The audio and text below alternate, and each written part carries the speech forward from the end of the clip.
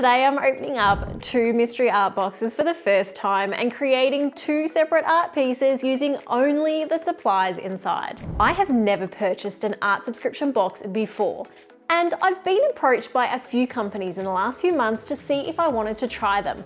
But this is the first one that caught my attention because the products actually looked really good. Introducing Upcrate. I've got 2 months of the Upcrate boxes that have been given to me by the Upcrate team to see what this whole art subscription box hype is about. These boxes caught my attention because each box also comes with unique creative prompts and everything you need to create a unique piece of art, along with a chance to win art prizes and showcase your art in monthly challenges. So let's open them up and see what's inside. Oh, Shane, we missed a huge opportunity here. Look at this. Hey, show your unboxing for a chance to win more loot. And as we open up, it's time for art. It's pirate themed. I should have worn like a pirate hat. Have we got pirate music? So the thing with Upcrate is you can subscribe for their future monthly crates, or you can actually go back and buy some of their old crates. So I have here the Upcrate 16 and the Upcrate 18. We're gonna start with the Upcrate 16. Let's have a look inside. Okay, have fun, mate. It's either Aussie or it's pirate. So let's pull this all out and have a look at what's inside. So we have some tricolor aqua markers from Spectrum Noir. That's a huge marker. Okay, so we have teal there, and then we have aquamarine in the middle, and then we have a lake blue at the end. So that's actually 3 different colors in that marker. So we have 9 colors here, and I'm guessing that looking at these, the 3 colors are designed to blend well together. Next up, we have a Pentel automatic pencil. So really good for initial sketching because you don't have to sharpen it. I was actually thinking recently I don't own an automatic pencil and I would like to get one.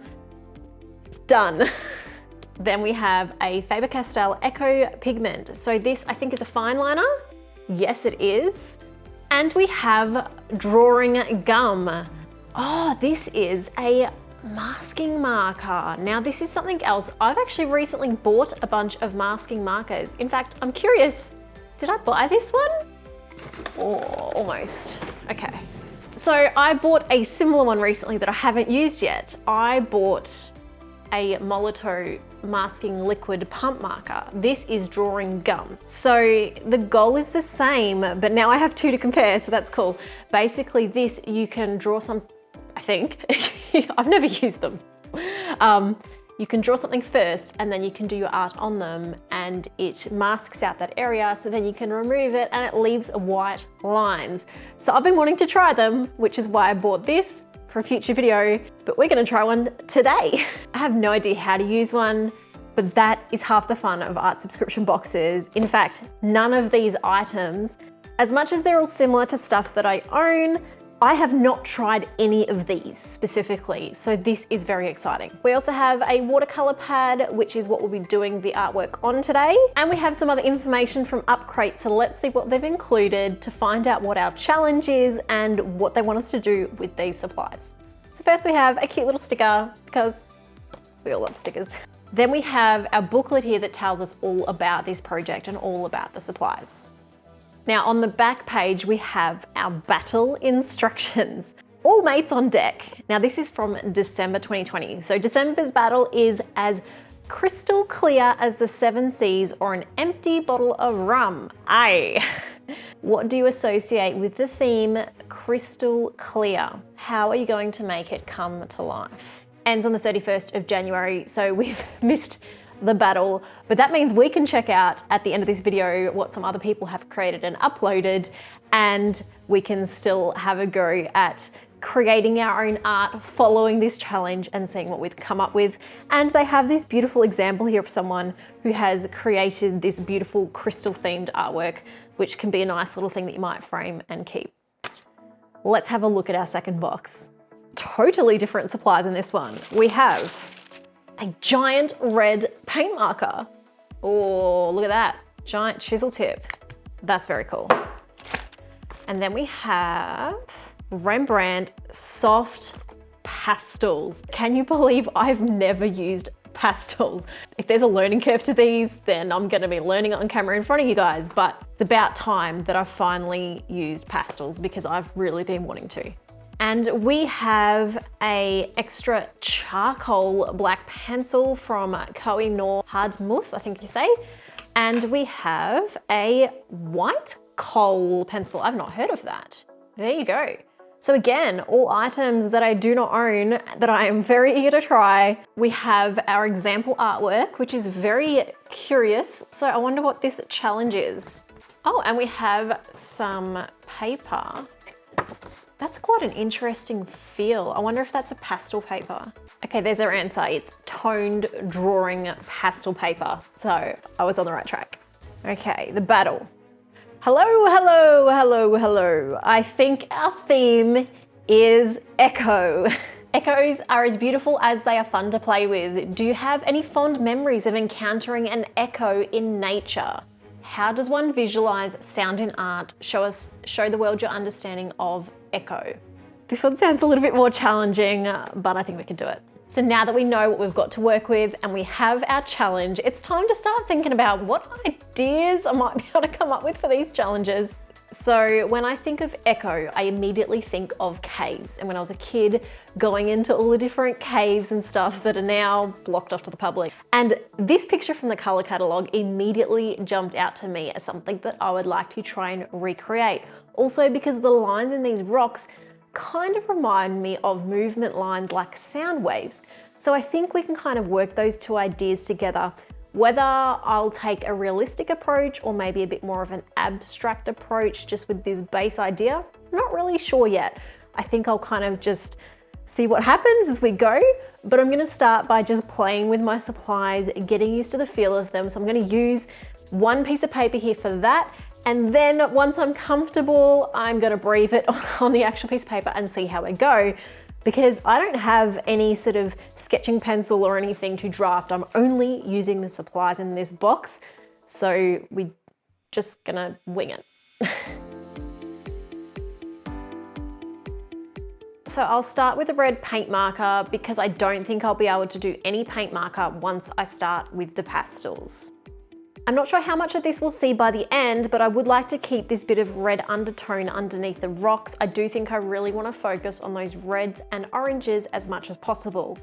I think my biggest limitation here is going to be the color palette. I'm going to have to adjust the colors a bit. I'm not going to be able to go exactly realistic with my colors like the actual picture that I'm sort of using as a reference here because I don't have bold colors here to work with. What I have instead is a muted natural color palette.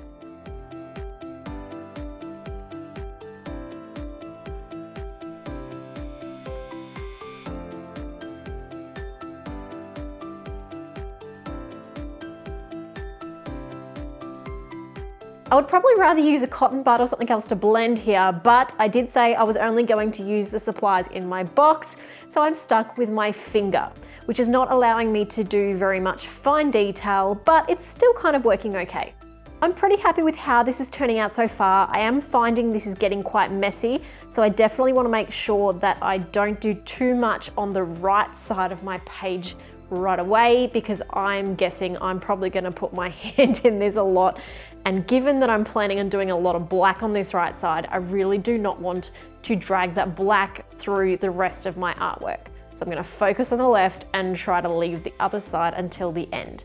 So as you can see from the previous swatching I did, we've got some more grays and some browns and some sort of pale oranges and tone colors. So I think we can still make this work, but it will look quite different. So this is going to be a little bit more abstract, a little bit more arty. And I'm not sure yet if I want to bring in some of these greens and blues. I think I'm just going to see how this goes.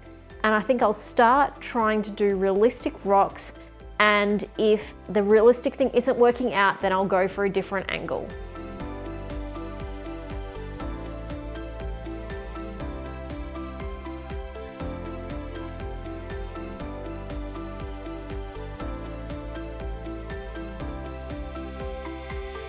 As I'm adding more detail here, these are starting to look a bit like rocks, so I think I will stick with these few colors and I'm not going to use the blues, pinks, and greens.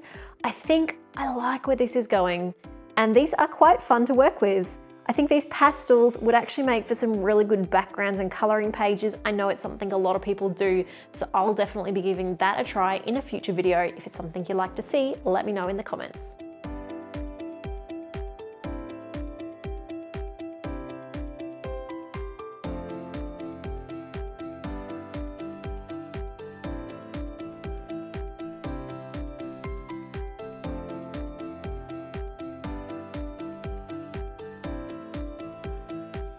I think I underestimated how messy pastel and charcoal is, but that's okay. I'll get used to that because it was kind of cool.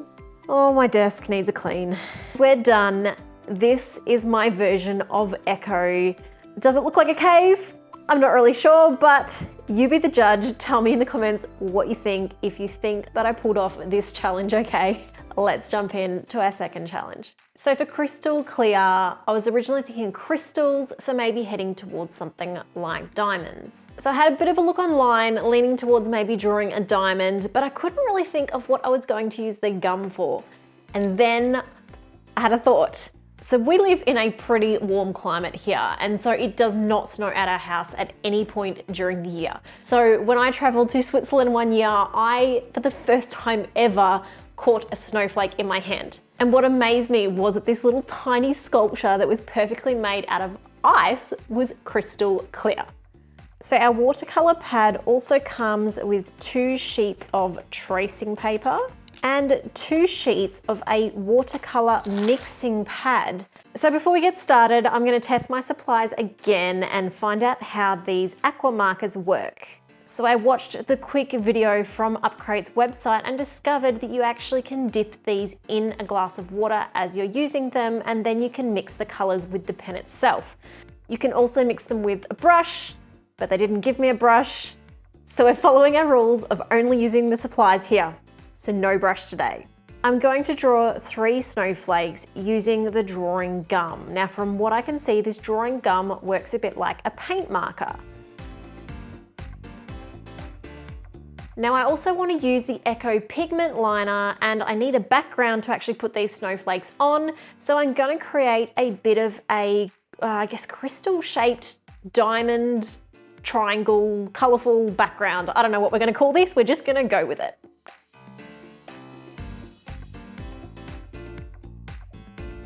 Okay, it's time to get started with our markers. I think this is going to be fun.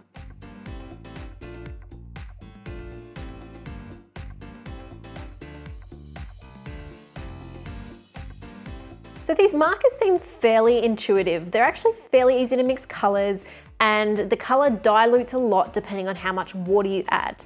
As I'm doing this, I am finding when I add water, it's hard to then get the dark color back. So as with everything, you'll just want to experiment a bit with this and you'll get the flow and figure out what kind of technique works for you. I think for me, I probably would like to work with the darkest areas first, then dilute it and then fade into my lighter areas, because that will allow me to get that really dark color before diluting my marker with the water. I'm really liking the colors that they have given us here. I think the only colors that I haven't used yet are the 2 greens that are here. I've used the blues, I've used the pinks, I've used the purples, and the splash of yellow is actually a really good mix. And I think I'm done with the coloring, so it's time to pull off our drawing gum. Now this doesn't actually peel off, you rub it off. So we're just gonna rub this off here, and look at that. Gee, that has worked really well.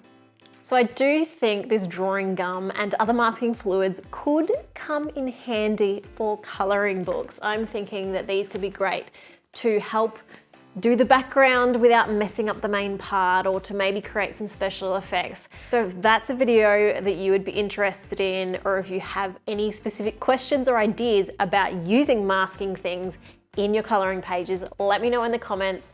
something I'm a bit curious about and I would definitely love to experiment. So my 2 creations were too late for the Upcrate Battle challenge, but if you want to see what other people came up with, they are all still on Instagram if you look up the hashtag Upcrate Battle. Thank you again to Upcrate for sending me these boxes. I was a little intimidated at the idea of this video because these are supplies that I have never used and I didn't know if I would totally mess this up. But I'm really happy with how this stuff turned out. And it was so fun to take on a challenge with new supplies that I'm actually now really keen to use in some other artwork. I also have a coupon for you guys if you want to check out Upcrate for yourself, so check the description for that. And let me know in the comments if you have any other art subscription boxes that you've tried or what your experience has been in the past with getting subscription boxes like this. Speaking of art supplies, look what just arrived. So I guess you know what we'll be doing next week. Make sure you subscribe so you don't miss this one.